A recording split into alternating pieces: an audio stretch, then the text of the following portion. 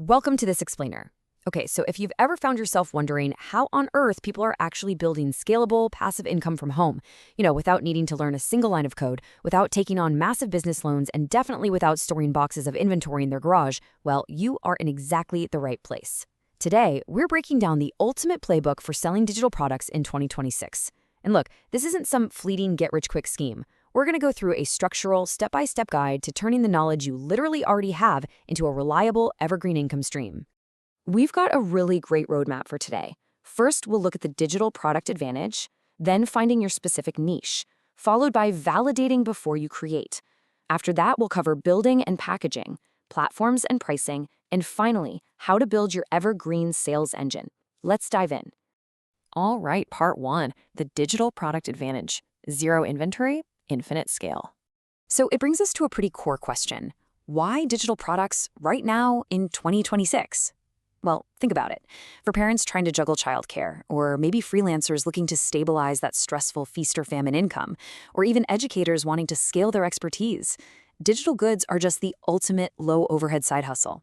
There are no shipping delays, no physical production whatsoever. You create it exactly once, and you can sell it infinitely. It's a fundamental shift in how independent creators are building sustainable wealth today. Let's actually break down these massive structural benefits. Zero marginal cost per sale. What does that mean? It means whether you sell 10 copies or 10,000 copies, your delivery cost stays at exactly zero. The effort doesn't increase with your sales volume. Plus, you have global reach by default. A buyer in Boston and a buyer in Brisbane get your product instantly without you ever having to step foot in a post office. There's no minimum viable inventory either, so you can wave goodbye to warehouse fees or a garage full of unsold stock. And honestly, most importantly, compounding value over time. In this model, your income scales with your audience size, not the hours you clock. You're fundamentally detaching your earning potential from your time. Moving right along to part two, finding your specific niche. And spoiler alert, it's all about specificity over originality. Listen, we need to bust a massive myth right out of the gate here. You absolutely do not need a purely original idea to succeed. You just need a highly specific one. Just look at the broad niche here, social media templates. If you try to sell that today, it is a bloodbath of competition. It's way too generic. But look at the specific niche, Instagram story templates for Australian small business owners in the wellness industry. By narrowing your focus that much, you absolutely vanish the competition. When a wellness business owner sees that specific title, they feel like you literally read their mind, right? They feel like this product was engineered exactly for their unique pain points. Specificity is, without a doubt, the single biggest lever you have for driving higher conversions. Okay, part three is absolutely crucial. We're talking about validating before you create, using a really simple 30-minute check. Validation is literally the ultimate dividing line between creators who actually make money and creators who launch a product and just hear crickets. So here is a precise 30-minute method using Etsy as your laboratory. Okay, minutes 1 to 5, clearly define your concept in a single sentence. Then, for minutes 6 to 15, search Etsy and identify the top 5 listings with over 100 reviews. That right there is your indisputable proof of buyer demand. Now, this next part is pure gold. Spend minutes 16 to 20 reading the 3- and 4-star reviews on those top products. What are buyers complaining about? What are they wishing the product had? Whatever that missing piece is, that is your product gap. Then check Google or Uber Suggest for search keyword volume in minutes 21 to 25. And boom, by minute 30, you have the hard data you need to make a confident go or no-go decision before you spent a single hour designing anything. Now that we know people actually want what we're making, let's look at part 4, building and packaging by matching format to your skill level. So you've proven the demand exists. Where should you actually start building? Well, if you're a beginner, aim straight for high-demand, low-barrier formats like printables, planners, or templates. You can realistically go from an initial idea to a polished first version in just 2 to 8 hours. A massive trap that beginners fall into is trying to build a giant advanced online course. It takes 6 weeks to finish, the scope creep is totally real, and they get entirely burnt out before they've made a single dollar online. Seriously, start small, validate your ability to sell, and just build your momentum from there. And hey, I want you to basically tattoo this golden rule on your brain, especially if you're creating knowledge products like an ebook or a guide. Design serves the content, never the other way around. Open a completely blank text document and just write out the exact steps your buyer needs to achieve their transformation. Do not even worry about fonts, colors, or layouts yet. Only when those words are completely finished should you ever dare to open Canva or Figma. The substance is what actually sells. The design just packages it. All right, on to phase 5. We built the thing, now let's talk about platforms and pricing, where to sell and what to charge. You essentially have two completely distinct routes to market here. Route 1 is using marketplaces like Etsy or Gumroad. The massive advantage? The platform brings eager, ready-to-buy traffic right to your front door, which is absolutely perfect for beginners testing out ideas. The downside, though, is that they own the customer data. Route 2 is building your own storefront on platforms like Shopify or PayHip.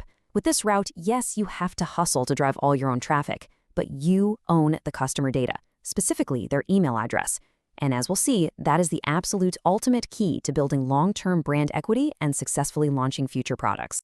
Let's tackle pricing, because this trips up a lot of people. You have got to shift your mindset entirely away from an hourly wage. Do not price based on how many hours it took you to tweak fonts or line text boxes. Price based on the value and the specific outcome you deliver to the buyer. If your budgeting template helps a struggling family save $500 a month and completely eliminates their financial anxiety, it is worth significantly more than the 3 hours it took you to design it. Interestingly enough, underpricing your work out of fear or imposter syndrome can actually signal low quality to buyers. So charge what the outcome is worth. But hey, if you are completely stuck on a number and just feeling paralyzed, use the mid-range testing strategy. Anchor your starting price right at $37 for something like a template pack or a comprehensive guide. Why $37? Well, it's accessible enough to be an impulse buy for someone with a problem, but it's high enough to signal serious quality and effort. Run that price for 30 days. Let the market speak. Look at your conversion data, and then just adjust your price up or down based on real numbers, not guesswork. Okay, we made it to our final phase, Part 6, your Evergreen sales engine. This brings us to something the source material brilliantly calls the busy mom system. And honestly, it is a masterclass in ultimate efficiency. Every single week, you commit to just 4 tasks. Write 1 keyword-focused blog post, create 3 Pinterest pins linking directly to it, schedule those pins to drip out across the week, and email the post to your existing list. That is it. By leveraging Pinterest SEO and organic Google searches, you are building a permanent, compounding sales engine that runs on maybe 3 or 4 hours of work a week, and it continues to work for you months and even years down the line. So you might be wondering, why are we prioritizing an email list so much? Because of the lead magnet. Look, social media algorithms are notoriously fickle. Reach on platforms like Instagram or TikTok is simply borrowed traffic. You can literally lose it overnight. The primary goal is to transition that borrowed traffic into a permanent asset by offering a free, high-value resource like a mini planner or a checklist in exchange for an email address. Your email list is an asset you own completely. It's immune to any sudden algorithm update or random platform ban. Okay, so once they're actually on your list, please, whatever you do, don't just pitch them immediately. You want to use a proven 5-email welcome sequence to build a real relationship. Immediately deliver the freebie and delight them. On day 2, send an email sharing your relatable story. Why do you care about this topic and what were your own struggles? Day 4 is pure value. Teach them a quick, actionable win. Day 6 is social proof, showing a transformation from someone who actually used your methods.